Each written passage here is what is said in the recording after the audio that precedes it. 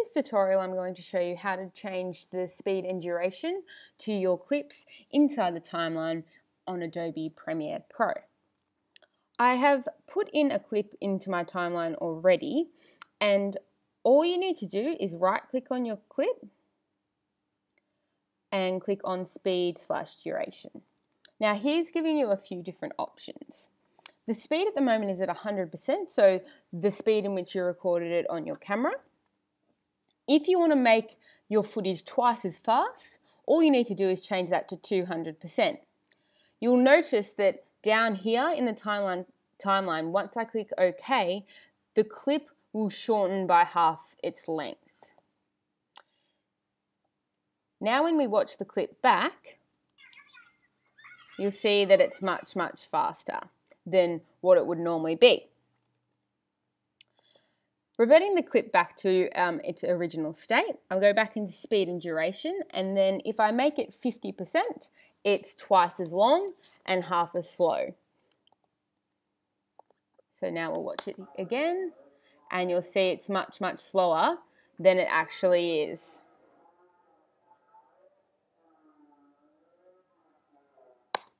It's important to note that the footage that you use can alter the way in which your slow motion may look.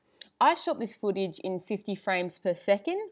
If you've shot in 25 frames per second or 30 frames per second, it might look a bit jolty because the program is trying to extend out the frames by copying frames, whereas when I have 50 frames per second, there is actually more frames for it to make it look a much more smoother. So I do recommend, if you are trying to make your footage slow motion, that you are shooting at a higher frame rate.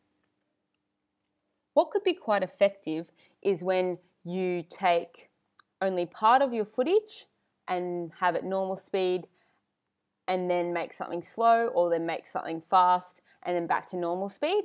So in order to do that, all you need to do is go down to the razor tool and watch back your clip at the point in which you want it to go slow motion. So I'm going to stop it roughly when they jump in the air.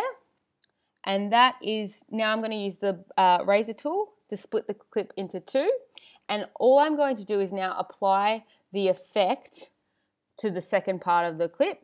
So right click, click on speed and duration, change that to 50%.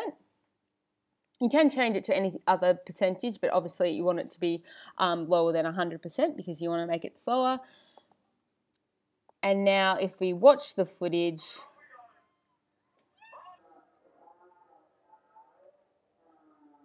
and now it's slow. At the moment I have my audio, which now sounds ridiculous because I have slowed it down. So you probably wouldn't apply this effect when you're using the source audio. You probably want to use it when you have your own audio tracks separate to the clip underneath. Back to my original clip again. If you right click and go back to speed and duration, you'll see that there are some other options that you can use. Now, a common one is reverse speed. Now, reverse speed allows you to make your image play in reverse. So I clicked on that. The actual length of the clip doesn't change, but instead it's going to be going backwards.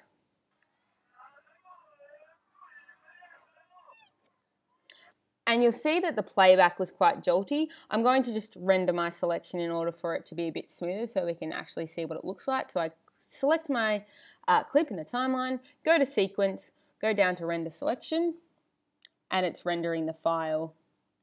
Now, depending on the size of the clip, the rendering may take longer or might be quicker.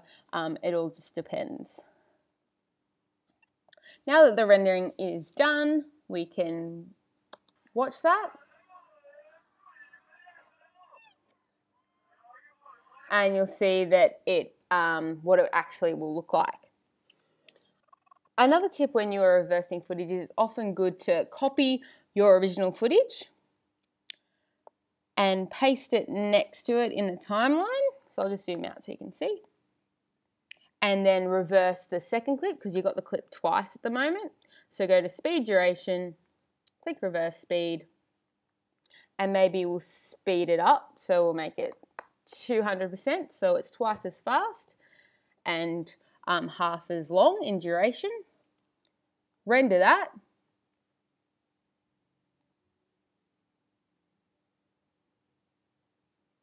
All right, now that it's rendered, we'll watch it through. So this is at normal speed.